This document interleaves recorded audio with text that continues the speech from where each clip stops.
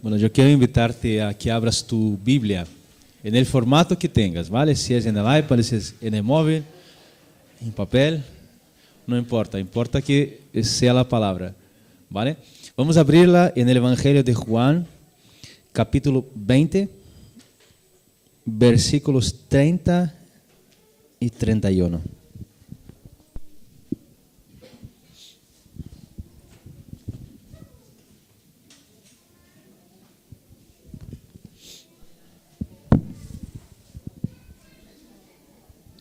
¿Lo tenéis? Juan 20, 30 y 31.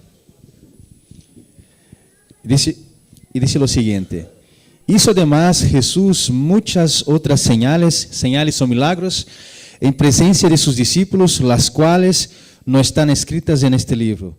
Pero estas se han escrito para que creáis que Jesús es el Cristo, el Hijo de Dios, y para que creyendo tengáis ¿qué?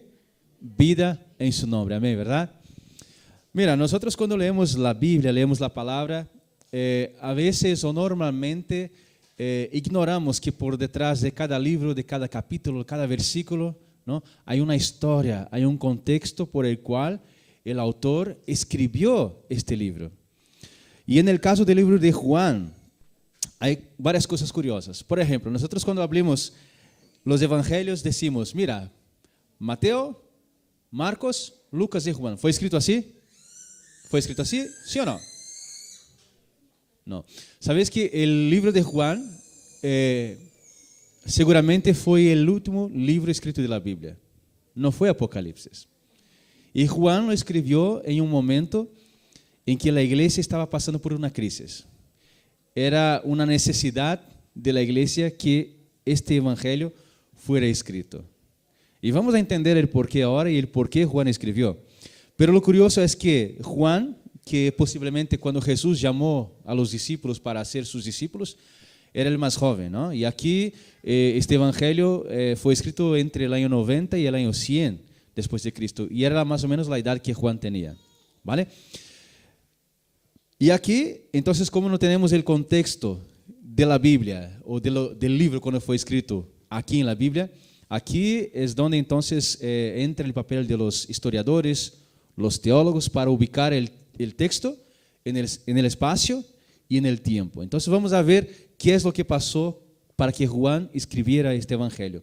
Como os he dicho antes, había una crisis en la iglesia, ¿vale?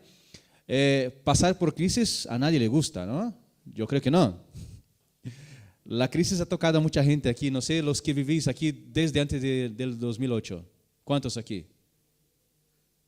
Y bueno, pocos, ¿eh? Pero la crisis fue terrible, ¿no? Mucha gente perdió su trabajo, mucha gente desesperada. Hay lugares que la gente, pues, no sé si pasó aquí en España, pero la gente se quitaba la vida porque decía, ¿ahora qué voy a hacer? Entra en desespero. Y Juan, cuando escribió este evangelio, la iglesia no pasaba por una crisis, sino que pasaba por dos crisis. Imaginaros, una no es suficiente, dos crisis. Y ahora vamos a ver qué crisis son estas para entender por qué escribió, ¿vale? La primera crisis era una crisis externa y luego había una crisis interna. ¿Y cuál era la crisis externa? La crisis externa era intolerancia religiosa. ¿Y por qué? Si nosotros cuando leemos la Biblia vemos que los cristianos, ¿no? Ellos pues se reunían en la sinagoga, en el templo, los judíos, los fariseos, los saduceos, los esenios, todo eso, ¿no?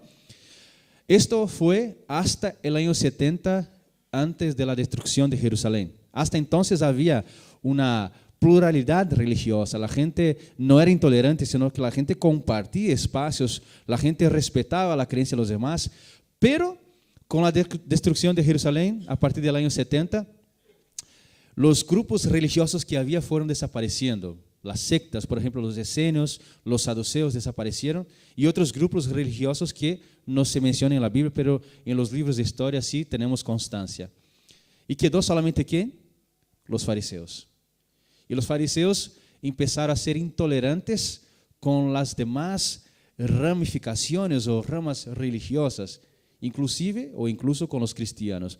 Entonces, mira, es curioso porque los fariseos tenían en su liturgia tenían una serie de oraciones que son muy conocidas como las 18 oraciones, ¿vale? Y dentro de las oraciones, ellos reformularon la oración número 12. Y esta oración, en vez de ser una oración, era un ataque contra los minim. Y los minim eran los herejes, ¿vale? Entonces se llamaba Bikart Haminim, oración contra los herejes. Y es curioso porque dentro de la oración contra los herejes estaban los Notzirim. Notzirim eran los nazarenos, que eran los seguidores de Jesús de Nazaret, ¿vale? Entonces, ¿qué es lo que pasaba? A partir de la destrucción de Jerusalén hubo la intolerancia religiosa. Los cristianos, como los demás grupos religiosos, eran perseguidos por parte de los fariseos. Entonces, ¿qué pasa? Los cristianos eran azotados, iban a la cárcel, eran muertos, todo por la intolerancia religiosa y por su fe en Jesucristo, como el Mesías. Entonces, para afrontar esta crisis, Juan escribe, mira, estas cosas os he escrito para que creáis que Jesús es el Hijo de Dios y para que creyendo en Él tengáis vida en su nombre. ¿Qué quiere decir Juan? Mira, aunque sufráis persecución, aunque vayáis a la cárcel, aunque os maten, vale la pena seguir a Jesús. Merece la pena seguir a Jesús a pesar de todo eso. Solo hay un detalle que yo me pasé aquí que ahora he visto. Es lo siguiente, hemos leído lo siguiente, que versículo 31, pero estas cosas os serán escritas para que creáis que Jesús es el Hijo, para que Jesús es el Cristo, perdón. El verbo creer, para que creáis.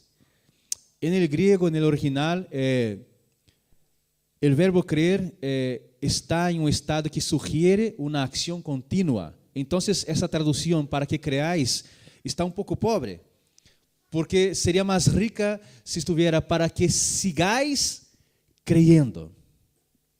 Entonces Juan escribe, mira, aunque estéis en crisis, tenéis la palabra, para que sigáis creyendo que Jesús es el Cristo, el Hijo de Dios.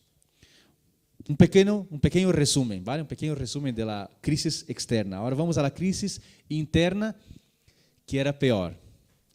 Pero peor que ser muerto, era peor. Era peor para la iglesia. ¿Por qué?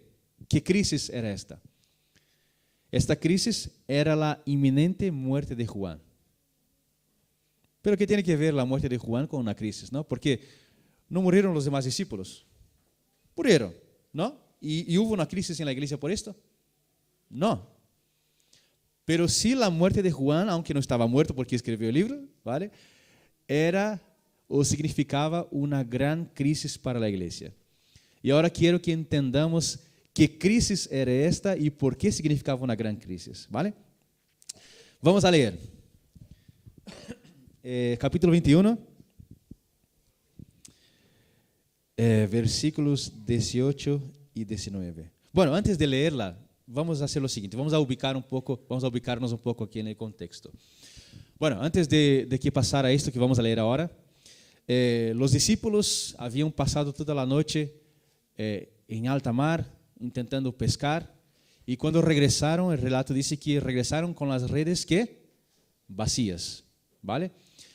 Y era igualita a la situación que había pasado al principio cuando Jesús los llamó para ser sus discípulos. Ellos habían pasado toda la noche en alta mar pescando, cuando regresaron por la mañana no había ningún pez, no habían cogido ningún pez, ¿vale? Y Jesús les dijo que volved, echad vuestras redes a la derecha y ya veréis. Y ellos por respeto a Jesús han dicho, vale, vamos a, mira, tú sabes hablar, ¿vale? Nosotros sabemos pescar, pero como eres tú, pues te vamos a hacer caso. Entonces fueron, echaron las redes y sacaron muchísimo, ¿no? Muchísimos peces, y la palabra dice que las redes casi se rompían de tantos peces que había. Y aquí en esta situación pasó lo mismo. Ellos, después de que Jesús había muerto, había resucitado, ellos habían salido a pescar otra vez. Habían pasado la noche en alta mar y no habían cogido ningún pez. Entonces por la mañana cuando regresaban, Jesús estaba a la orilla del mar otra vez, en la playa, y les decía, ¿qué pasó? Es que no hemos cogido ningún pez. Y Jesús dijo, volved a entrar, echad las redes a la derecha y ya veréis, ¿no? Y pasó igualito en la primera situación cuando Jesús los invitó para ser sus discípulos. Y ahora volvieron con las redes que llenas, casi reventando de pescado, ¿vale?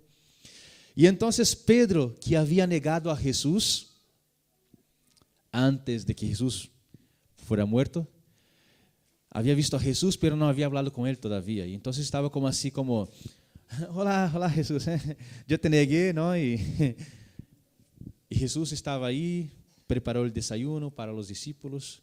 Y entonces llamó Pedro a un lado. Y le dijo, Pedro, quiero hablar contigo. Y Pedro, bueno, vale Señor, ¿qué quieres, no? ¿Qué quieres? Y Jesús le dijo, Pedro, ¿me amas? Bueno, Señor, yo te quiero. Pedro, ¿me amas? Señor, yo te quiero. Pedro, ¿me quieres? Señor, tú sabes todas las cosas y sabes que te amo. Por cada vez que Pedro había negado a Jesús, Jesús le preguntó, Pedro, ¿me amas? Como para decir, Pedro, un pecado, perdonado. 2, perdonado. 3, perdonado. Pedro, todo se queda para atrás. O sea, yo me olvidé que me negaste. Y le dijo, Pedro, ya que me amas, quiero que apacientes a mis ovejas. Bonito, ¿no? Hermoso. Pero luego, después de decir esto, Jesús en el versículo 18, ahora sí, le dice lo siguiente. Pedro, de cierto te digo que cuando eras más joven, te ceñías e ibas a donde querías. Pero cuando ya seas viejo, extenderá tus manos y te ceñirá otro, y te llevará a donde no quieras. Esto dijo, dando a entender con qué muerte había de glorificar a Dios. Y dicho esto, añadió, sígueme.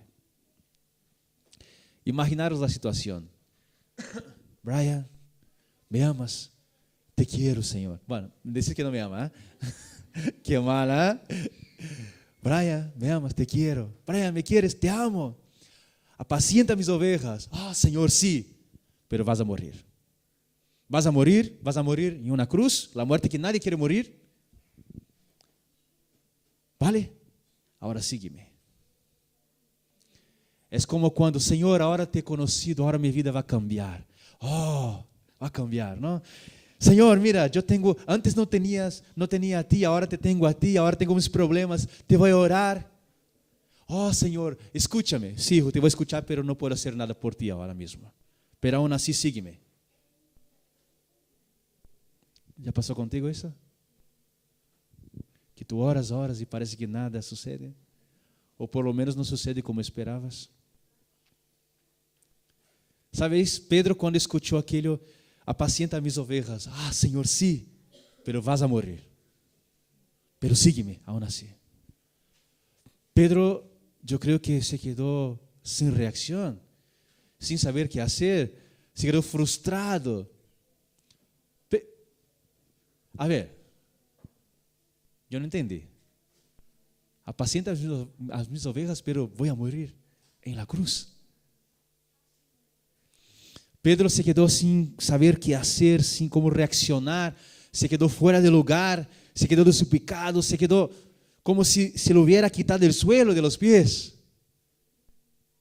Y entonces la palabra no dice claramente, pero vemos aquí evidencias de que en el corazón de Pedro, ante esta circunstancia, empezó a hacer un poco esta sensación de envidia.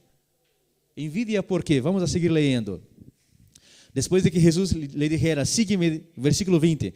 Volviéndose Pedro, vio que lo seguía el discípulo a quien amaba Jesús, el mismo que en la cena se había recostado al lado de él y le había dicho, Señor, ¿quién es el que te ha de entregar? Y cuando Pedro lo vio, dijo a Jesús, Señor, ¿y qué de este? ¿Cómo? Vale. voy a apacentar sus ovejas, voy a morir. ¿Y él? ¿Y él no va a morir conmigo? ¿Y él? Como que, vale, Señor, yo llevo toda mi vida en la iglesia, tendré que pasar por la tribulación, pero ¿y este? Y mi hermano, tiene que pasar lo mismo, ¿eh? Mira, yo cuando me acuerdo de esto, cuando leo esto, me acuerdo de Tania, mi esposa, y de mí, ¿vale? Porque antes de venirnos a España, hace ya 14 años atrás, nos fuimos a Portugal. Estuvimos 6 meses ahí, ¿no? Y no sabíamos si volvernos a Brasil, porque nuestra idea inicial nunca fue estar tanto tiempo aquí. Fue estar 6 meses, porque estudiábamos ahí, teníamos nuestras carreras y tal, y volver, ¿no? Tener una experiencia y volver. Pero en Portugal resulta que las cosas no salieron como esperábamos, ¿no? Y entonces teníamos un dilema, ¿nos vamos a Brasil otra vez o qué hacemos? Y teníamos un amigo que vivía en Barcelona. Y nos dijo, mira, venid para acá para conocer, para probar y tal. Y al final decidimos que sí, ¿no? Y entonces para venir hemos cogido un bus que iba a ir por el norte de Portugal y pasaba por la frontera, ¿no? Por la policía. Y resulta que delante de nosotros iban 2 buses, uno para Francia, otro para Alemania y el nuestro para España, ¿no? Entonces por la policía pasó el para Francia, bien, para Alemania, bien.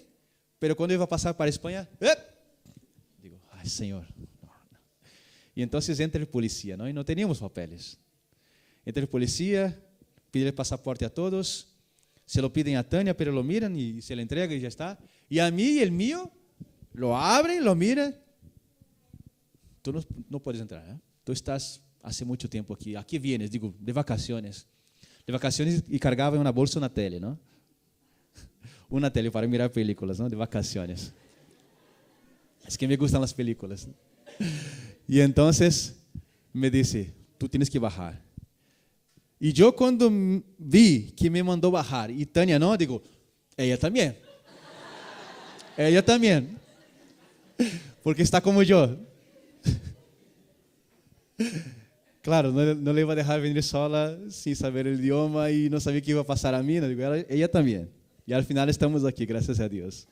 Pero pasó lo mismo con Pedro. Pedro, vas a morir. Vale. Y él también. Y Jesús le dice, Pedro, ¿y a ti qué? Mira, hermanos, tu experiencia espiritual no depende de la experiencia espiritual del otro. ¿Y a ti qué? ¿Y a ti qué si el hermano no tuvo que pasar por eso? ¿Y a ti qué? Y Jesús sigue diciendo lo siguiente, versículo 22. Y Jesús le dijo, si quiero que él quede hasta que yo vuelva, ¿qué a ti? Sígueme. Versículo 23. Se extendió entonces entre los hermanos el rumor de que aquel discípulo no moriría. Pero Jesús no le dijo que no moriría, sino, si quiero que él quede hasta que yo vuelva, que a ti. Y entonces, ¿qué es lo que pasó? Estaban los 3, estaba Jesús, Juan y Pedro. Y Jesús dijo, si quiero que él se quede hasta que yo venga, ¿y a ti qué? Y entonces alguien que no sé quién de los 3 empezó a esparcir una noticia falsa por ahí, pero que él había entendido así. Y la noticia era la siguiente, mira, Juan no va a morir, porque Jesús va a volver antes. Entonces la vida de Juan pasó a ser una garantía para la iglesia de que Jesús iba a volver. ¿Por qué? Porque murió Santiago primero, después murió Pedro. La tradición dice que Pedro murió en la cruz, como Jesús dijo, pero boca abajo. Murieron todos. Ya habían pasado muchos años. Juan estaba mayor. Juan había sido preso. Juan había sido azotado. Juan había sido echado en la olla esta de aceite caliente. Imagina. Y no murió. Entonces, claro, la gente miraba la vida de Juan y dice, es verdad, no va a morir, ¿eh? Jesús va a volver antes. Ahora imaginaros, la vida de Juan era emblemática. Y Juan era el único eslabón que había entre la primera generación, aquellos que habían visto y estado con Jesús, y la segunda generación, los que nunca vieron a Jesús, pero oían lo que los testigos decían sobre Jesús. Y Juan era el único que había estado con Jesús, el único eslabón, y su vida era un emblema, era una garantía. Y ahora Juan sabe que su vida está llegando al final, porque ele sabe que Jesus não dijo que ele não ia morrer. Era uma pergunta retórica. E é a ti que te importa se eu quero que ele se quede hasta que eu venga? Era apenas uma pergunta retórica. E Juan sabia que ia morrer. E a igreja havia puesto em sua vida a garantia de la venida de Jesus. E se ele muere, como a gente tem esta ideia, muita gente ia abandonar a fé. E por isso, essa era uma crise interna muito mais grave que a primeira, que a externa. Pero Juan é claro e disse: Jesus não disse que não ia morrer. Apenas perguntou: e a ti quê? E a ti quê a vida espiritual do hermano? Vamos a ler, volvemos ao capítulo 20, leemos a partir del 24, versículo 24 hasta el 29. Es una historia muy conocida, tiene que ver con lo que hemos leído, ¿vale? No me estoy paseando de aquí para allá, ¿qué tiene que ver? Pero Tomás, uno de los 12, llamado Dídimo, no estaba con ellos cuando Jesús se presentó. Y le dijeron pues los otros discípulos: hemos visto al Señor. Y Tomás les dijo: si no veo en sus manos la señal de los clavos, y meto mi dedo en el lugar de los clavos, y meto mi mano en su costado, no creeré. ¿Conocéis a gente así? Yo conozco a gente así. Mira, yo digo: mira, ha pasado eso, o y aquello, no, digo, aquello está así, así. Ah, vale, vale, pero quiero verlo, si no, no me lo creo. Seguimos. 8 dias depois estavam outra vez sus discípulos dentro e com eles Tomás. Llegó Jesus, estando em las puertas cerradas, se puso em meio de ellos e les dijo: paz a vosotros. E luego dijo a Tomás: pon aqui tu dedo e mira mis manos, acerca tus manos e métela em mi costado, e no seas incrédulo, sino creyente. Entonces Tomás respondió e le dijo: Señor mío e Deus mío. E nós sempre paramos aqui, creyendo que aqui é o clímax, não? Ah, agora tocado, Senhor mío e Deus mío. Não é aqui, o clímax está no versículo seguinte, que diz o seguinte: Jesús le dijo: porque me has visto, Tomás, creíste. Bem-aventurados los que não viram e creyeron. Aqui está o clímax. Bem-aventurados los que não viram e creyeron. Há uma bendição para estos. Estos são a segunda geração, los que não viram, pero creyeron. Nosotros, ¿de qué generación formamos parte? ¿La primera? La segunda, porque nosotros no hemos visto. ¿Y por qué una bendición? Él contesta en el versículo siguiente, 31. Pero estas cosas se han escrito para que sigáis creyendo que Jesús es el Cristo, el Hijo de Dios, y para que creyendo tengáis vida en su nombre. ¿Cuál es la bendición aquí? Es la siguiente: mira, vosotros, la segunda generación, no habéis visto a Jesús, pero tenéis su palabra, y su palabra es tan poderosa quanto el verbo encarnado. Su palabra es tan poderosa quanto la presencia de Jesús. No tenéis a Jesús aquí para verlo, pero tenéis su palabra, que es tan poderosa quanto su presencia. Y Juan da tanta énfasis en la palabra porque comienza diciendo: en el principio la palabra, el verbo estaba con Dios y la palabra era Dios. E sabéis algo muito curioso do Evangelho de Juan? Ele quis dar muita ênfase nisso de la palavra, que a palavra tem tanto poder. Porque mira, se nós vamos a los Evangelhos de Marcos, Mateo, Lucas, vamos a encontrar decenas de milagros, muchísimos, todos realizados por el toque de Jesús. Pero en el Evangelio de Juan, Juan apenas describe 7 milagros de Jesús, de los cuales 5 fueron realizados apenas por el poder de la palabra y no del toque. Mira, son los siguientes. En las bodas de Caná de Galilea, cuando Jesús dijo, llenad de agua estas tinajas, entonces transformó el agua en vino. Cuando Jesús sanó al hijo de un oficial del rey, dijo al oficial, vete, tu hijo vive, por la palabra. Al paralítico de Betesda, ¿qué dijo? No dijo, ven aquí, te voy a tocar, dijo, levántate, toma tu camilla y anda. Al ciego de nacimiento, es cierto que al ciego Jesús hizo lodo, ¿no? Y puso en sus ojos, pero el milagro no ocurrió. Y el milagro ocurrió cuando dijo, vete al tanque de Siloé y lávate. Y por último, de los 5 milagros, para mí el más impresionante de todos, cuando estaba ante la sepultura de Lázaro, y dijo, Lázaro, ven afuera. La palabra es tan poderosa cuanto la presencia del Señor. No estamos desamparados, no estamos en desventaja con la generación que vio a Jesús. ¿A quién no le hubiera gustado ver a Jesús? Seguro que a ti sí, a mí sí, verlo, escucharlo, ver cómo hacía sus milagros, escuchar su voz, sus enseñanzas. Pero no estamos en desventaja porque tenemos la palabra. Y si tenemos la palabra, hay una invitación.